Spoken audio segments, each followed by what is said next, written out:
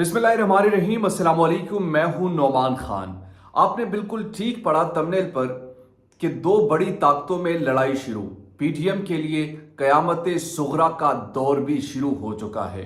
हामिद मीर ने सच उगल दिया है। इमरान खान के लिए भी एक अहम तरीन पैगाम, और इस पैगाम में भी बहुत सारी राज पोशीदा है।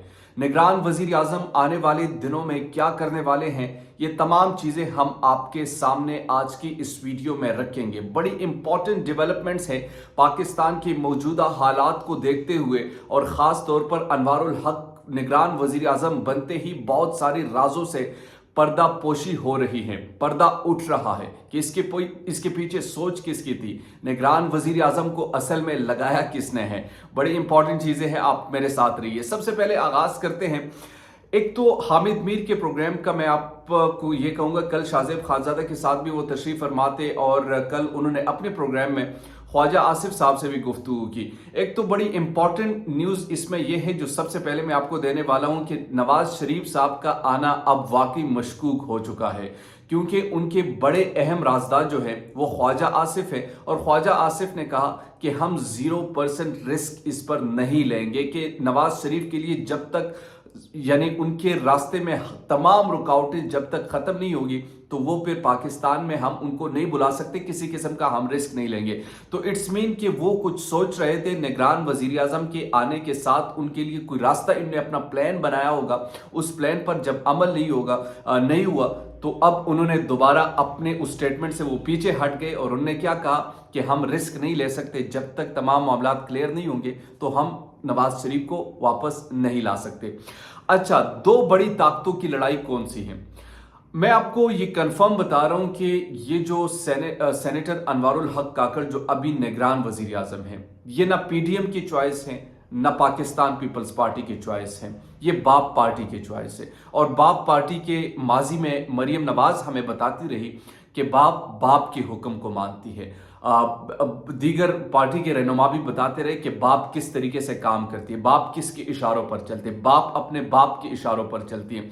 तो ये बात तो यहाँ पर क्लियर है, और सेनेटर अनवारुल हक काकड़ का ताल्लुक जो है वो बाप पार्टी से है। तो अब आप इसको तसव्वुर कीजिए। अब हामिद मीर ने इस पर क्या कहा? हामिद मीर ने भी यही कहा कि जनाब ये जो सेनेटर अनवारुल हक काकड़ जो choice of care taker PM आए हैं, ये ना तो शहबाज शरीफ की चॉइस है, ना पीएमएलएन की चॉइस है, ना पाकिस्तान पीपल्स पार्टी की चॉइस है।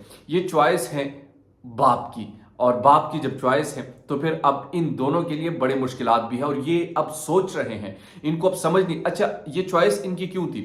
क्योंकि जब पाकिस्तान पीपल्स पार्टी और पाकिस्तान मुस्लिम लीग नून में आपस में इन दोनों की किसी एक नाम पर इत्तेफाक नहीं हो रहा था। हालांकि इन्होंने बहुत सारे नाम एक दूसरे के साथ एक्सचेंज किए कि इसको लगा देते, इसको लगा देते। जो पीएमएलएन का नाम हुआ करता था वो पाकिस्तान पीपल्स पार्टी को पसंद नहीं था, जो पाकिस्तान पीपल्स पार्टी का नाम था तो वो पीएमएलएन को पसंद नहीं था। तो ये सब चीज़ें क्लियर थी, और जब बाप को पता चला कि ये दोनों आपस में एग्री नहीं हो रहे, तो फिर बाप ने बाप से निकाल कर बाप को केयरटेकर पीएम बना दिया।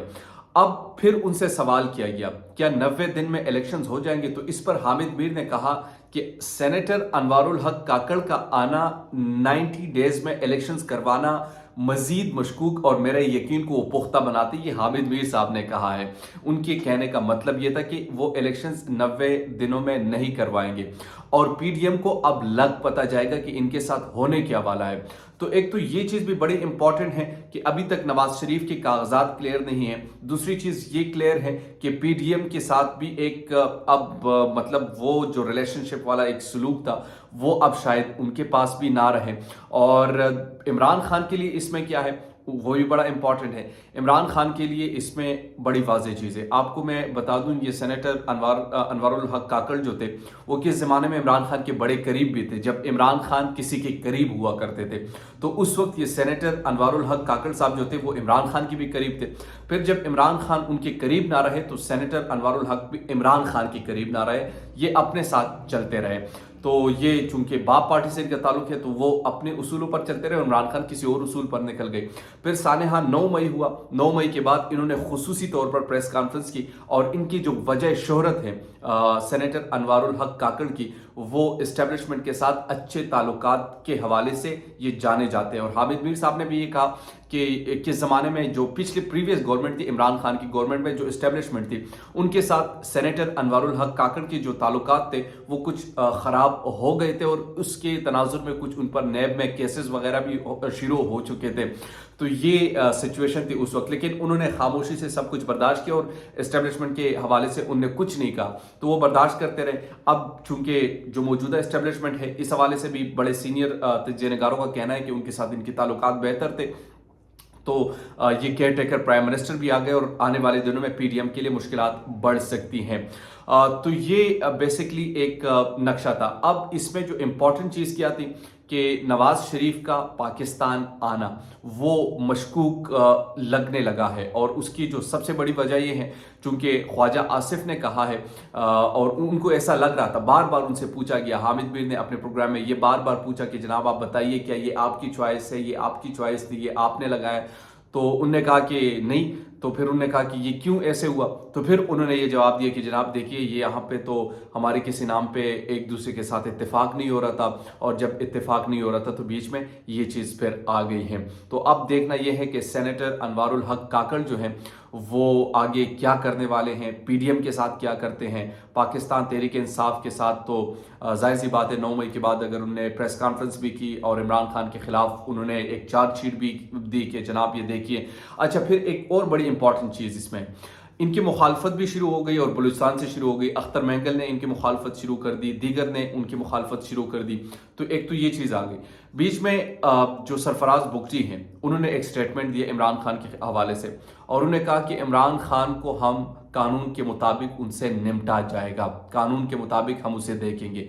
ہمیشہ یاد رکھیے گا کیئر ٹیکر سیٹ اپ کا جو بنیادی طور پر ایک اصول ہوتا ہے اور وہ ہے الیکشنز کروانا سموتھلی. ایک ٹرانزیشن کا ایک پیریڈ جو 3 میں یا 2 ماہ میں کمپلیٹ ہوتا ہے، وہ کسی اور گورنمنٹ جو الیکٹڈ ہو، پبلک ریپرزنٹیٹیو، اس کے علاوہ ان کا کوئی اور کام نہیں ہے. نہ معیشت پر ان کو فوکس کرنا چاہیے، نہ دوسری اور تیسری چیزوں میں. ان کا بیسک جو آئین نے ان کو دیا ہے وہ صرف اور صرف الیکشنز کروانا، فری اینڈ فیئر الیکشنز کروانا. اگر اس کے علاوہ کوئی وہ کام کریں گے تو وہ غیر قانونی تصور ہوتا ہے. لیکن پاکستان میں چونکہ آئین نہیں ہے، پاکستان میں چونکہ قانون نہیں ہے، محسن نقوی اپنی مرضی چلا رہے ہیں، وہ ایک کنگ بنا ہوا ہے.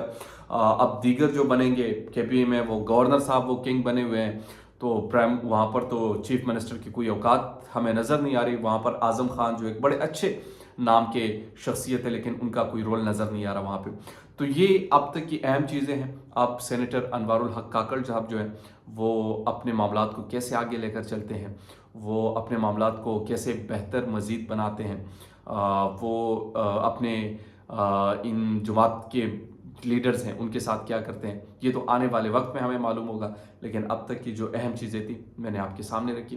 امید کرتا ہوں کہ آپ کو ویڈیو پسند آئی ہوگی. اگر ابھی تک آپ نے ہمارے چینل کو سبسکرائب نہیں کیا تو کائنڈلی ڈو سبسکرائب اور چینل. دیجیے نعمان خان کو اجازت. اللہ نگہبان.